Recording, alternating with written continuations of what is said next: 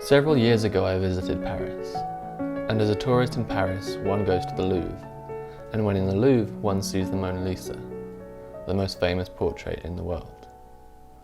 And yet in the very same room, while everyone was crowding around Da Vinci's masterpiece, I was drawn to the huge biblical colossus right beside it. It was Tintoretto's depiction of the Virgin Mary ascending through the clouds to be crowned by Christ, replete with angels flying, heavenly bodies parting, and smoke rising in grand plumes. Like the Mona Lisa, this was a great painting, but whereas painterly might be a fitting way to describe the Mona Lisa, for me, the most appropriate adjective to describe what I was seeing in Tintoretto's Coronation of the Virgin was cinematic. What does it mean for something to be cinematic? Well, while the word cinema is taken from the Greek word kinema, meaning movement, for me the cinematic relates just as much to scale.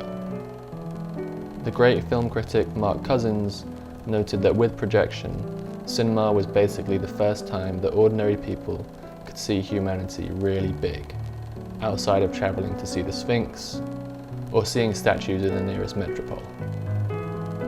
To this day, IMAX cinema, ScreenX and 4DX are all used to entice viewers in and boost ticket sales. Size is still a huge selling point, and it makes a difference. Spectacle matters. This is a form of entertainment after all. And I say this as someone who loves 4:3 aspect ratios. My favourite filmmakers are Ozu, Costa and Bergman, and I'm perfectly happy to sit in a 20-person theatre to catch the latest French art house film.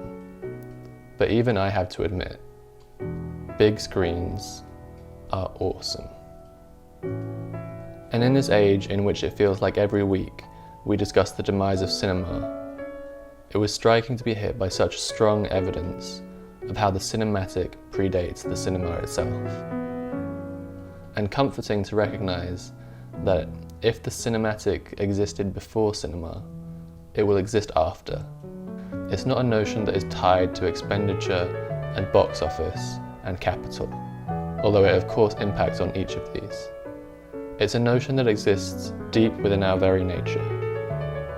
We want to see ourselves projected, because from these projections, we can see the details of life that we ordinarily pass by. And we can learn more about who we are and hopefully come to know ourselves a little bit better.